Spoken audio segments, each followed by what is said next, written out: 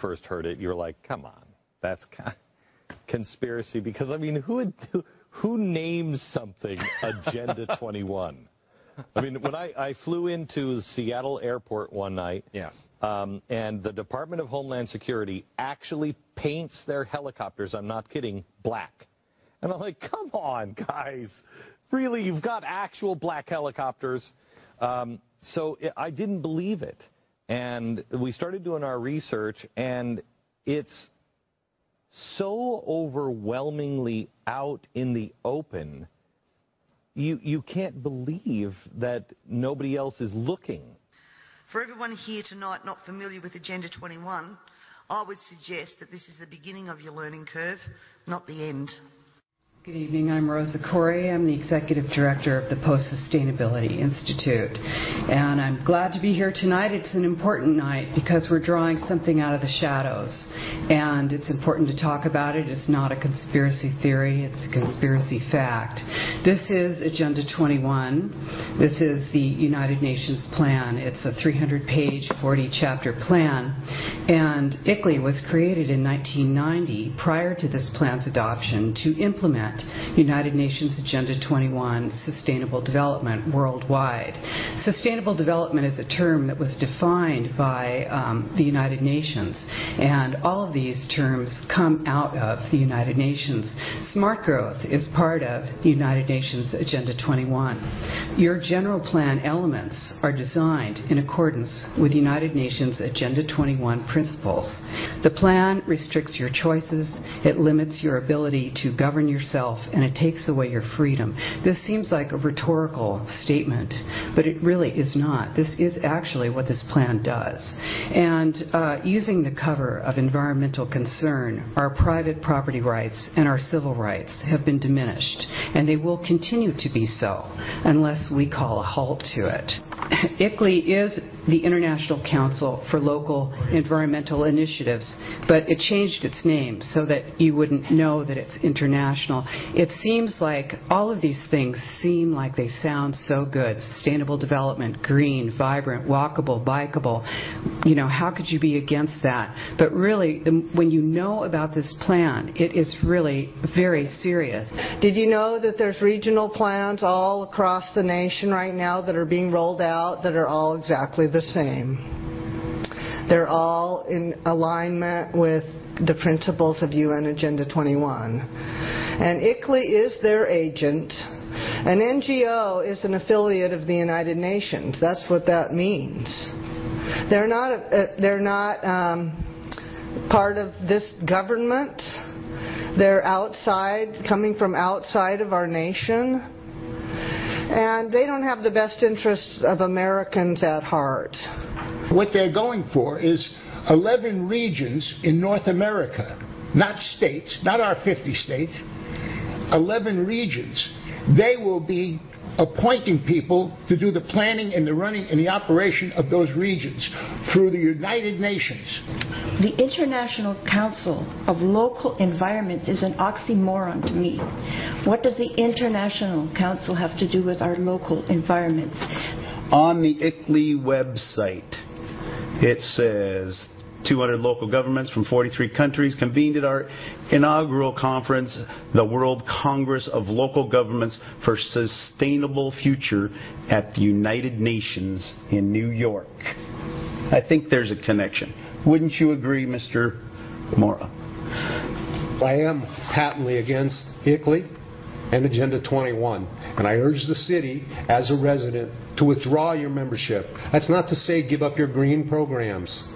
That's not to say give up striving to have a better environment.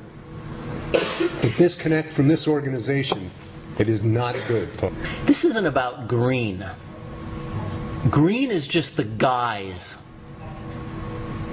Green is just the guise until we open our eyes and realize that control is how the people that you're working for really roll. Here is the Local Agenda Planning Guide, ICLEI. Local Agenda Planning Guide, ICLEI. If you open this up, it's from Maurice Strong. It talks about the United Nations. It talks about Agenda 21. This is it. You cannot deny that they are not connected. Neither the United States Congress nor the American people have voted for Agenda 21's implementation. They are there to indoctrinate people on the local level and bring it up through the state until it's a reality. And these people are all here tonight because they sense the same jeopardy. I hope that you understand this is bigger than all your tree questions and your trash proposals or anything else. Thank you. Former President of the United States, George Bush Sr. said, effective execution of Agenda 21 will require a profound reorientation of human society, unlike anything the world has ever experienced. A major shift in the priorities of both governments and individuals, and an unprecedented redeployment of human and financial resources.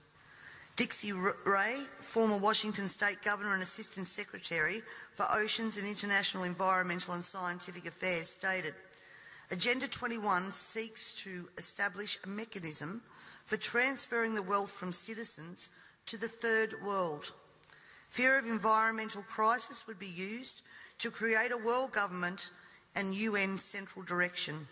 This segment of our society, who fear one world government and UN invasion, through which our individual freedoms will be stripped away, would actively work to defeat any elected official who joined the conspiracy by undertaking Agenda 21.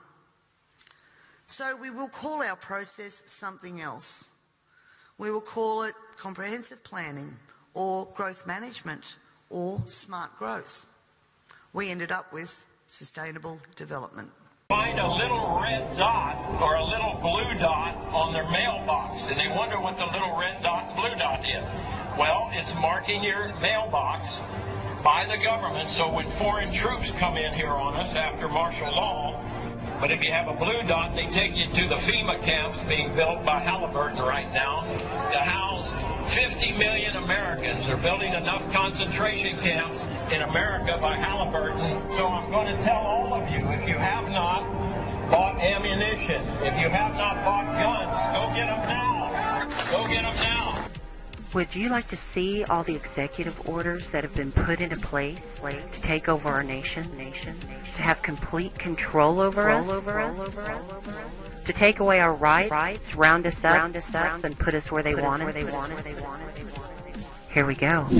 Executive Order 10990 allows the government to take over all modes of transportation and control of all highways and seaports. Executive Order 10995 allows the government to seize and control the communication media. Executive Order 10997 allows the government to take over all electrical power, gas, petroleum, fuels, and minerals. Executive Order 10998 allows the government to seize all means of transportation, including personal cars, trucks, or vehicles of any kind, and total control over highways, seaports, and waterways. Executive Order 10999 allows the government to take over all food resources and farms. Executive Order 11000 allows the government to mobilize civilians into work brigades under government supervision. Executive Order 11001 allows the government to take over all health, education, and welfare functions. Executive Order 11002 designates the Postmaster General to operate a national registration of all persons. Executive Order 11003 allows the government to take over all airports and aircraft, including commercial aircraft. Executive Order 11004 allows a Housing and Finance Authority to relocate communities, build new housing with public funds, designate areas to be abandoned, and establish new locations for populations. Executive Order 11005 allows the government to take over railroads, inland waterways, and public storage facilities.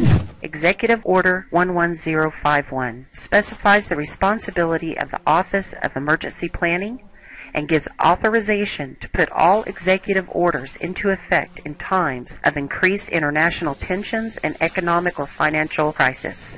Executive Order 11310 grants authority to the Department of Justice to enforce the plans set out in executive orders, to institute industrial support, to establish judicial and legislative liaison, to control all aliens, to operate penal and correctional institutions, and to advise and assist the President. Executive Order 11049 assigns emergency preparedness function to federal department and agencies, consolidating 21 operative executive orders issued over a 15-year period. Executive Order 11921 allows the Federal Emergency Preparedness Agency to develop plans to establish control over the mechanisms of production and distribution of energy sources, wages, salaries, credit, and the flow of money in U.S. financial institution in any undefined national emergency. It also provides that when a state of emergency is declared by the President, Congress cannot review the action for 6 months. The Federal Emergency Management Agency has broad powers in every aspect of the nation. General Frank Salzito, chief of FEMA's Civil Security Division, stated in a 1983 conference that he saw FEMA's role as a new frontier in the protection of individual and governmental leaders from assassination and of civil and military installations, from sabotage and or attack, as well as prevention of dissident groups from gaining access to U.S. opinion or a global audience in times of crisis. FEMA's powers were consolidated by President Carter to incorporate the National Security Act 1947 that allows for strategic relocation of industries, services, government, and other essential economic activities, and to rationalize the requirements for manpower, resources, and production facilities. The 1950 Defense Production Act gives the President sweeping powers over all aspects of the economy. The Act of August 29, 1916 authorizes the security of the Army in time of war to take possession of any transportation system from transporting troops, material, or any other purpose related to the emergency. The International Emergency Economic Powers Act enables the President to seize the property of a foreign country or national. These powers were transferred to FEMA in a sweeping consolidation in 1979. There you have it. Everything is set into place. They've begun throwing the poor, the homeless, into the prison camps, the FEMA camps. Now all they have left to do is take the guns.